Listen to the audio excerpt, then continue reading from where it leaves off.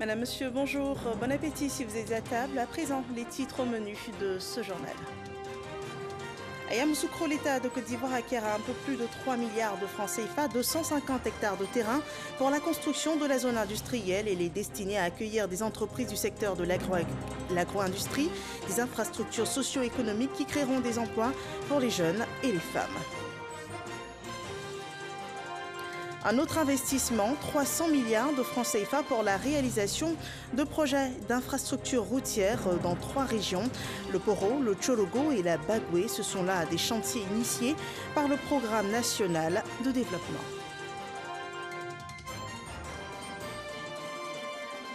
Et puis la nouvelle du décès à 21 ans du jeune footballeur ivoirien Willy Braciano Tabi, ancien de l'ASEC Mimosa. Il était le milieu défensif du club italien Atlanta Bergame. Son club dit pleurer la disparition d'un footballeur promis à un bel avenir. Bienvenue dans ce 13h. En Côte d'Ivoire, la région de Lamé. Le développement s'illustre par la construction d'infrastructures. À Dzopé, les travaux de réhabilitation du lycée professionnel ont été lancés. En plus de ce cadre d'apprentissage, un nouveau complexe sportif sortira de terre à Akupé. Le secrétaire général de la présidence, le ministre d'État, Patrick Hachi, participait aux cérémonies de lancement de ces travaux. Le point d'Issaïeo. D'ici quelques mois, le lycée professionnel d'Azopé sera entièrement rénové. Les travaux de réhabilitation ont été lancés par le secrétaire d'État chargé de l'enseignement technique et de la formation professionnelle. Il avait à ses côtés le ministre d'État, Patrick Hachi. D'une capacité d'accueil actuelle de 590 places vont consister en la réhabilitation des infrastructures bâtiments, la réhabilitation des équipements, la construction de nouvelles infrastructures, l'introduction de nouvelles filières de formation, notamment en menuiserie, aluminium, mécano, soudure et plomberie sanitaire. La formation du BT industriel.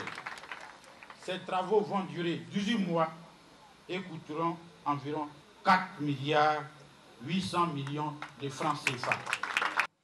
Pour le ministre Patrick Hachi, cette action montre que l'enseignement technique et professionnel est au cœur des priorités du chef de l'État. L'objectif principal est de renforcer les fondations humaines du développement économique et social. Il s'agit d'assurer donc une éducation adéquate et des compétences à tous les Ivoiriens et aux jeunes en particulier, afin de mieux les outiller à absorber les technologies modernes et à participer et bénéficier à la croissance. Il nous faut obligatoirement renforcer les capacités en formation technique et professionnelle qualifiante et mettre le système éducatif en adéquation avec les besoins de l'économie, comme vous le disiez tout de suite vous-même. Après Adzopé, Kapemi sur Akupé, le ministre des Sports, Dan Paulin, profite pour lancer les travaux de construction d'un complexe sportif ultra-moderne. Les projets structurants comme les Agora, nous avons besoin dans la proximité de permettre aux populations de se retrouver, de faire de la détection de talents dans les écoles. À travers l'OASU, il nous fallait des infrastructures de proximité pour accompagner le développement. Parce que dans la région, il se construit des écoles, il se construit un centre de santé, il se construit surtout des collèges de proximité. Nous avons besoin d'offrir aux populations des espaces de distraction, de loisirs, parce que nous savons tous que l'oisiveté est la mère de tous les vices. En sa qualité du président du conseil régional de Lamé, le ministre d'État, Patrick Hachi, exhorte les populations à œuvrer pour des élections législatives apaisées le 6 mars prochain. Voilà, des infrastructures pour bâtir une Côte d'Ivoire meilleure. La zone industrielle de Yamoussoukro verra effectivement le jour. Les prémices de sa construction, l'acquisition par l'État ivoirien de 250 hectares de terre, 3 milliards 750 millions de francs CFA ont été versés aux communautés villageoises de Akpé-Sékro pour la cession de ce terrain. Le reportage de Kader Sogodogo. Une zone industrielle à Yamoussoukro. Le projet est désormais effectif. L'État de Côte d'Ivoire vient d'acquérir définitivement 250 hectares de terre. Un investissement total de 3 milliards 750 millions de francs CFA. La dernière tranche de plus d'1 milliard de francs CFA vient d'être remise à la communauté villageoise de Akwesekro, propriétaire des terres, pour la purge des droits coutumiers. Chèque remis par le ministre du Commerce et de l'Industrie. Vous venez de recevoir à juste titre la somme de 1 218 750 000 francs CFA au titre de cette année, soldant ainsi la purge des droits coutumiers de la zone industrielle de Yamoussoukro d'un montant total de 3 750 millions de francs CFA. Cette cérémonie vient démontrer que le gouvernement ivoirien tient toujours ses engagements. Je voudrais vous remercier pour la confiance et vous inscrire dans la vision du président de la République, son Excellence Alassane Ouattara. L'engagement du président de la République, Alassane Ouattara, de boucler ce dossier qui date de 1998 est du goût des bénéficiaires. Le paiement de la purge a été une véritable bouffée d'oxygène pour nous. En effet, les sommes perçues dans le cadre de cette purge nous ont permis de faire face à des besoins communautaires comme la construction de salles de classe et de logements pour les instituteurs, mais aussi à améliorer nos conditions de vie à travers la construction d'habitats modernes et la réalisation d'activités génératrices de revenus. Pour le ministre-gouverneur du district autonome de Yamoussoukro, les attributs d'une capitale politique qui se développe sont désormais visibles. L'ouverture de la zone industrielle de Yamoussoukro est le signe que notre ville continue sa marche petit à petit vers le progrès et le développement. En effet, je puis dire sans risque de me tromper que les infrastructures et les usines vont s'installer dans cette partie de notre district. Elles seront créatrices d'emplois pour nos jeunes, permettront l'ouverture de plusieurs commerces pour les femmes et généreront des revenus pour la commune à travers les taxes que la mairie percevra, qui lui donneront plus d'aisance pour impulser un plus grand développement de ses administrés. Plusieurs entreprises sont déjà installées sur le site. On peut le dire sans risque de se tromper, Yamoussoukro compte parmi les villes industrielles de Côte d'Ivoire.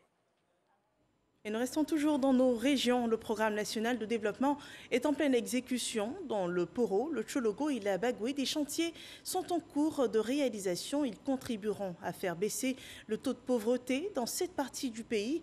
Plus de 300 milliards de francs CFA ont été investis. Godefroy Okambawa. D'importants travaux de voirie prévus dans le cadre du programme social du gouvernement en cours de réalisation à Dikodougou, Mbengue, Sinematiali, Konk et Bundiali dans la partie nord du pays. Ces travaux portent essentiellement sur l'aménagement et le bitumage de voiries et de routes. Pour se rendre compte de l'état d'avancement des travaux, le conseiller technique du ministre de l'Équipement et de l'Entretien routier s'est rendu sur le terrain. Dans le cadre de la politique de développement routier du gouvernement, le gouvernement a initié un certain nombre de travaux sur toute l'étendue du territoire national. Et la zone nord deux axes importants. Togo Bengue, long de 75 km, Tioro Tikotougou, qui est long d'une cinquantaine de kilomètres, dont les travaux sont prêts à être démarrés. Donc le ministre nous a chargé de venir représenter l'entreprise qui est en charge des travaux et tous les acteurs qui accompagnent le projet. Pour tous ces chantiers, les jeunes de toutes ces différentes localités ont pu bénéficier d'emplois. Donc pour dire que ça va alimenter beaucoup plus la vie économique dans ces localités. La route précédant le développement, d'autres projets d'envergure sont attendus dans les prochains jours dans ces régions afin d'améliorer les conditions de vie des populations. C'est notre route, on fait tout. Si on fait ça, ça me plaît. Nos enfants travaillent ici, Dieu même, ça nous plaît. Après cette étape de visite, bientôt le lancement des travaux de bitumage de la route internationale Tarato-Kasséré, Sianla, frontière du Mali, par le ministre de l'Équipement et de l'Entretien routier. Un acte fort dans le cadre de l'action gouvernementale et de renforcement de l'intégration socio-économique entre la Côte d'Ivoire et les pays de l'Interland. Les acteurs du secteur du numérique font le point des bénéfices de la réforme 2012 du secteur des télécoms TIC. C'est au cours de la deuxième édition des Assises du numérique. Plusieurs avancées significatives en matière de télécommunications ont été relevés, mais cela reste insuffisant. Les acteurs de l'écosystème du numérique en Côte d'Ivoire ont défini des stratégies et initiatives avec pour ambition de booster leur secteur. Les précisions de Cheikh Koné. Photo de famille pour refermer la 2e édition des Assises du numérique. Table ronde, panels, ateliers thématiques ont permis de revisiter les axes stratégiques de la réforme de 2012 et dégager les perspectives. Nous avons de manière générale retenu la nécessité de définir une stratégie pour le développement de l'économie numérique en Côte d'Ivoire qui permettra d'amorcer les réformes dans les domaines de la réglementation, des infrastructures, des services, de la confiance numérique, du renforcement des capacités, de l'innovation et de la recherche. Cette 2e édition des Assises du numérique en Côte d'Ivoire a accouché des rapports et recommandations.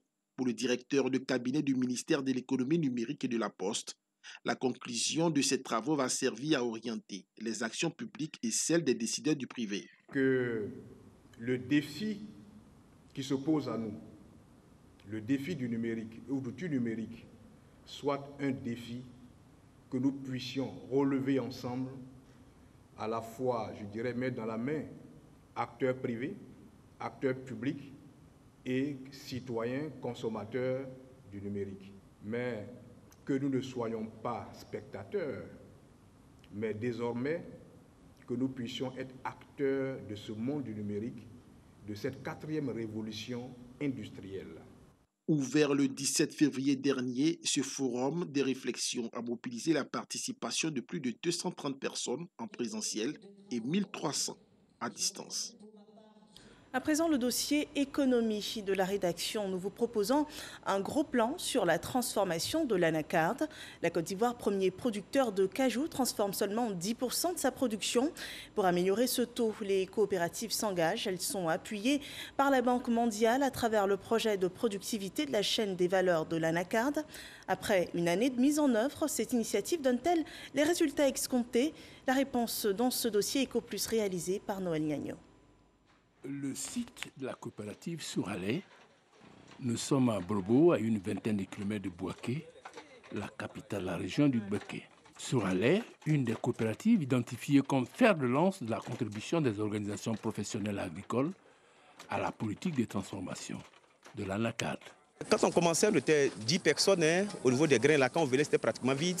Et quand on a commencé à faire les formations, le conseil Coton Anacarde nous a aidé à Amsoukro, des formations, des travailleurs et autres. Et au fur et à mesure, en 2019, nous étions au nombre de 53. 2020, nous avons terminé l'année avec 115 personnes. Aujourd'hui, nous sommes à environ 120, 125 selon les périodes. Mais pourquoi les coopératives et sur quelle base sont-elles choisies? Quelqu'un qui a déjà initié, il a une idée, certainement il a échoué parce qu'il y a eu des facteurs limitants. Quand il va reprendre, il sait les domaines sur lesquels il n'a pas marché, il peut mieux réussir. Donc le premier critère, c'est les coopératives, les sociétés coopératives qui ont déjà initié la transformation. Les producteurs sont les détenteurs premiers donc, des noix de cajou. S'ils arrivent à transformer leur propre production, eh bien, ça va lever la pression sur la commercialisation des noix brutes à l'extérieur et ça va surtout permettre donc à la Côte d'Ivoire d'avancer vers son objectif de transformation du maximum de noix brutes de cajou en terre ivoirienne. La proportion attendue, c'est que les coopératives puissent aller jusqu'à 30% de la production nationale. 2 ans après la mise en œuvre de l'initiative La Petite Transformation par les coopératives, la prudence des paysans est observée par l'ensemble des acteurs de la filière. Marquer une halte pour apprécier le chemin parcouru et séparer le vrai de l'ivraie. Une cinquantaine de responsables de coopératives, de groupements économiques sont venus toucher du doigt les réalités de la transformation à Brobo. Au nombre des personnes venues à cette rencontre de terrain, Mme Tabi de Copro Digo, coopérative des producteurs de Diego Refla. Nous sommes une coopérative, les paysans leur produisent sous ta main et ils en ont là-bas, nous aussi on en a. On ne peut pas vendre. De 400 francs, on va te dire on paye à 100 francs. Et ça vous met en palabre avec les paysans. Parce que la coopérative travaille en dépôt-vente. Et pour payer, c'est un problème. Donc, comment le produit-là, on dit le prix est tombé, que ce n'est pas la qualité. Donc, il fallait voir pourquoi ce n'est pas qualité. Et aujourd'hui, avec la transformation, nous pouvons apprécier si c'est qualité ou bien pas qualité. Madame Tabi, en plus des acquis de la première transformation, a ajouté une autre corde à son arc, le segment de la consommation. On s'est rendu compte que nos parents ne connaissent pas la NACAD. Donc on est allé jusqu'à blanchir. On a fait la pâte, on a fait les cacahuètes, on a fait les sauces. Et puis on a invité les chefs de village, les présidents des jeunes, pour venir leur montrer que voilà ça là. Ce n'est pas quelque chose qu'on jette, mais on mange. Nous-mêmes là, on doit manger. Donc actuellement même nous, on a dépassé un peu le stade qui est là. Et dans beaucoup de supermarchés, nous sommes représentés. Comme on le voit, une véritable race d'industriels est en train de naître dans la filière Dakar au regard de la gestion des questions domestiques. Ici, la gestion du personnel. En ce qui concerne la main-d'œuvre, il faut savoir réguler entre, comme on appelle ça, les périodes de production et les périodes, comme on appelle ça, de récolte.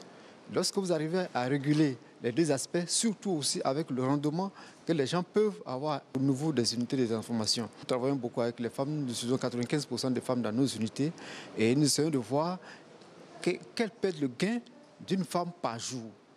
Et à comparer cela à ce qu'elle peut avoir dans un champ, quand elle passe une journée, vraiment la femme facilement peut choisir. Et généralement, vous avez des outils qui vous permettent à la femme d'avoir un bon rendement la journée.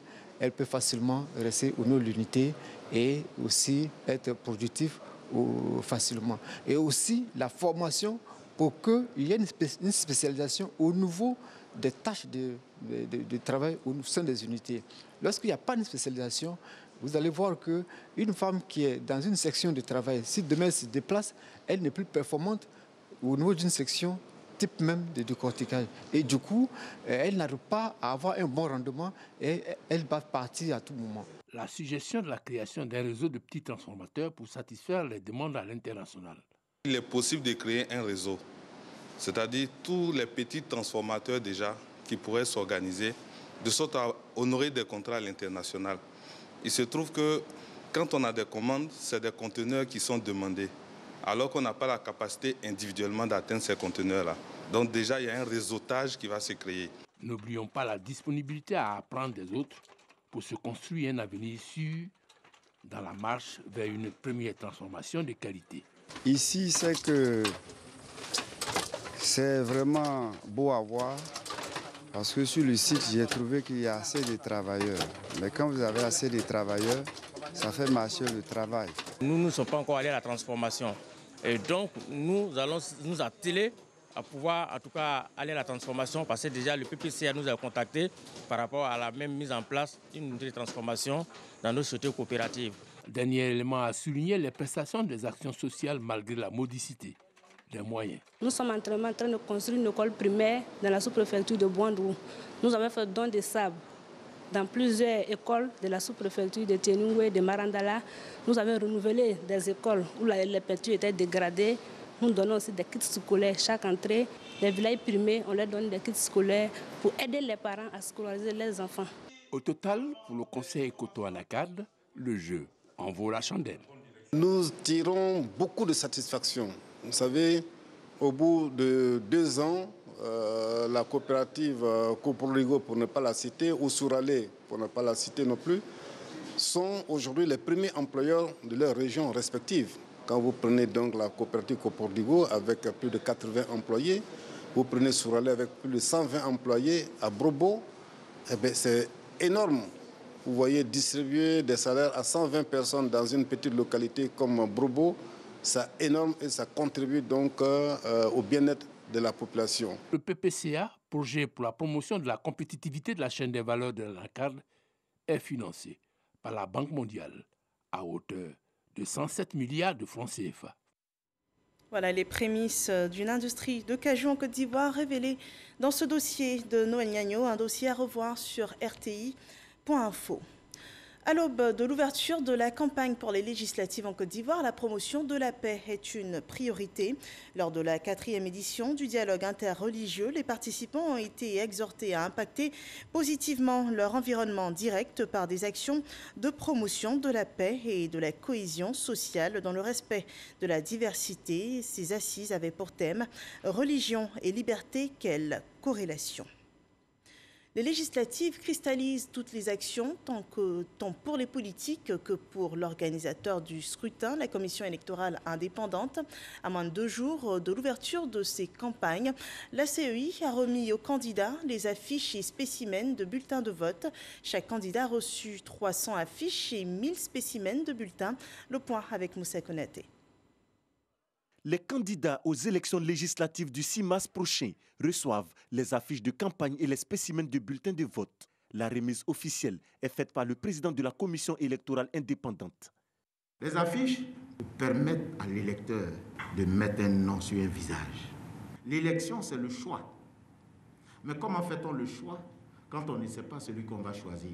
Le spécimen de bulletin, c'est pour vous donner mission d'aller vous-même sur le terrain, de vous faire instructeur des électeurs, à l'effet pour eux de faire le bon choix. Ce n'est pas forcément pour vous, mais c'est déjà à apprendre à voter. En vous choisissant, ils apprennent à voter et à voter bien.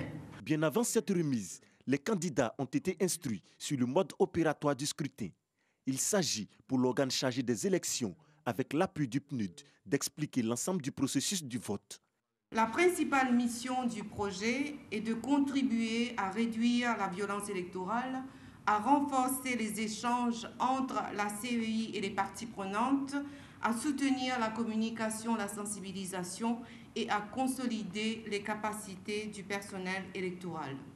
Des détails précis sur l'organisation dans les lieux de vote, le rôle des représentants de candidats, la validation d'un bulletin de vote, la rédaction d'un PV et la proclamation des résultats. Il y a l'électeur, il y a l'urne, il y a le bulletin. Voilà l'arsenal de l'élection. Est-ce qu'il y a place pour la violence? Il y a violence lorsque ce qui est voulu par le peuple ne semble pas être transcrit dans le résultat. C'est un droit que la loi vous donne d'avoir non seulement des représentants, mais en plus de cela des délégués. La loi vous donne 2 possibilités. Le délégué, c'est l'itinérant, c'est-à-dire votre représentant qui passe des bureaux de vote en bureau de vote, à qui il est loisible d'entrer dans un bureau de vote comme il veut, mais bien entendu en y respectant les règles de fonctionnement d'un bureau de vote. 1266 dossiers de candidature sont en lice pour la conquête des 255 sièges de l'Assemblée nationale. La campagne s'ouvre le 26 février pour s'achever le 4 mars. Voilà, une campagne qui s'ouvre en pleine crise de coronavirus. Il faudra respecter les mesures anti-Covid-19. Voyons le point de la situation à cette date.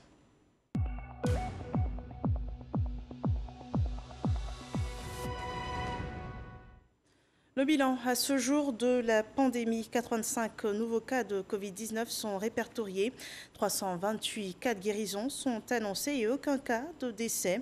Le ministère de la Santé et de l'Hygiène publique totalise ainsi à cette date 32 124 cas confirmés dans le pays, dont 31 096 personnes guéries, 188 décès et 840 cas actifs. Il n'y a pas de lutte efficace sans moyen de prise en charge dans le Tchologo. Les centres de santé chargés de sensibiliser les populations au respect des gestes barrières sont équipés par le président du conseil régional.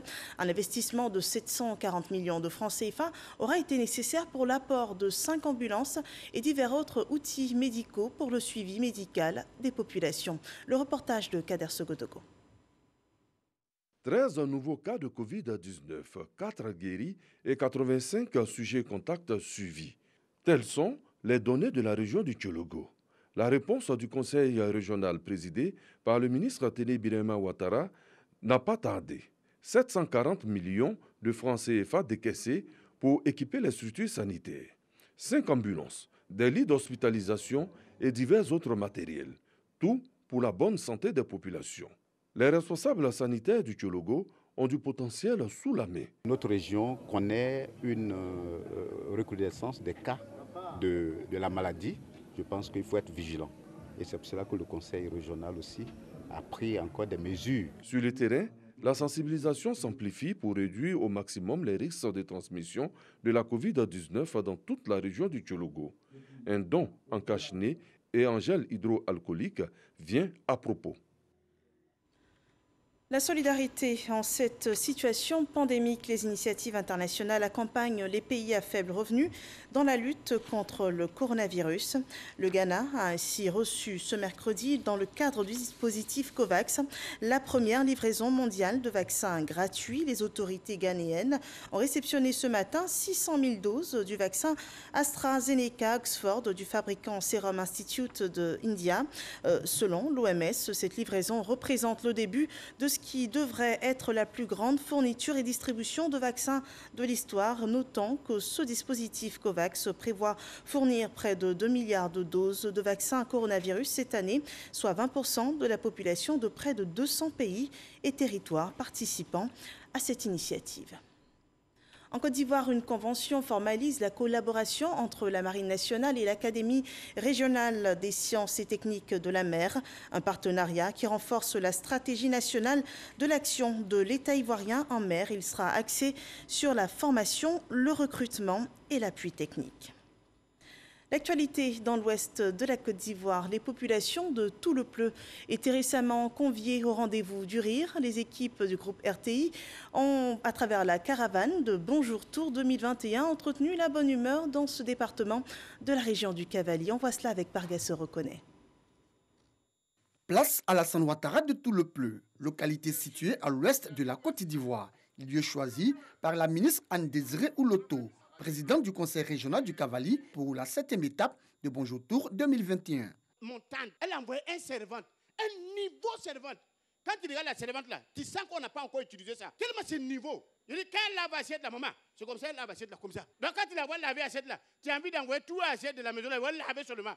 Le groupe RTI est présent ici à Tout-le-Pleu. C'est plus de 600 km et le groupe est là avec Bonjour. Il faut encore remercier Madame le ministre. La prestation des humoristes fort appréciée par les populations.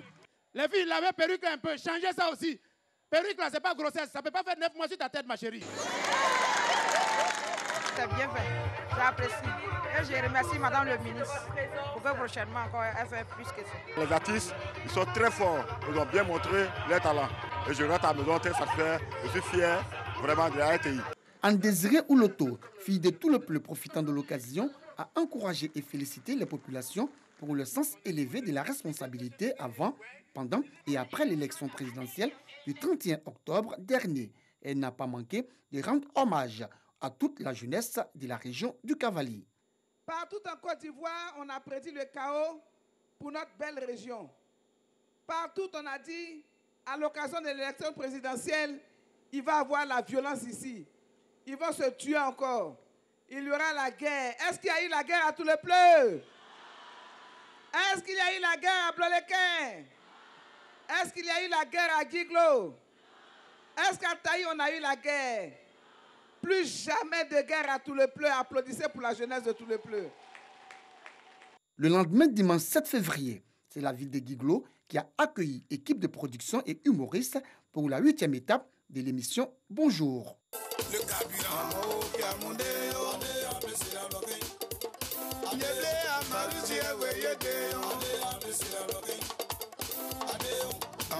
Et du rire aux larmes, il n'y a qu'un pas. La disparition du footballeur ivoirien Wilfried Braciano Tabi en deuil le domaine du sport. Il est décédé hier en Italie des suites d'un cancer du foie. Ce jeune milieu défensif ivoirien de 21 ans était annoncé comme un grand espoir du club italien de Serie A, l'Atalanta Bergame, où il avait été transféré après un parcours brillant à la SEC Mimosa. Il avait été également le capitaine de la sélection ivoirienne lors des Jeux de la francophonie organisés à Abidjan en 2017. Hors de chez nous, au Nigeria, des tirs de mortier de djihadistes ont fait 10 morts et 21 blessés à Maïdougouri. Plusieurs obus se sont abattus sur la ville et ont touché des quartiers densément peuplés, selon le chef d'une milice pro-gouvernementale. Ces obus ont été tirés par des terroristes de Boko Haram.